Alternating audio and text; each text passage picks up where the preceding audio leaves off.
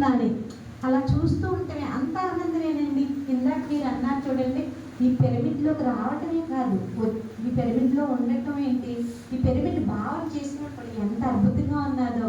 ఈరోజు కాశీ విశ్వేశ్వరుడు ఇక్కడికి వచ్చినట్టుగా మన శర్మ సార్ చెప్తుంటే చాలా ఆనందంగా ఉంది.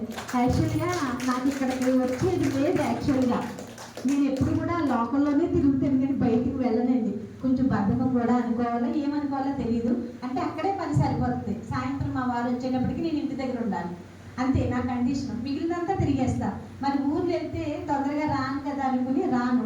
అయితే రీసెంట్గా ఒక మన గురువులు ఇచ్చిన ఒక గిఫ్ట్, ఒక కారు ఇచ్చారండి. అయితే ఆ కారు వేసుకుని తిరుగుతూ ఉన్నాను. ఆనందం నాకేంటంటే ఆనందంగా ఉండటం, నలుగురిని ఆనందంగా తిప్పటం, ఇదే పని. ఇంక వేరేది ఏది ఉండదు. నా కండిషన్స్ స్వేచ్ఛ, హ్యాపీగా ఉంటానన్నమాట అండి.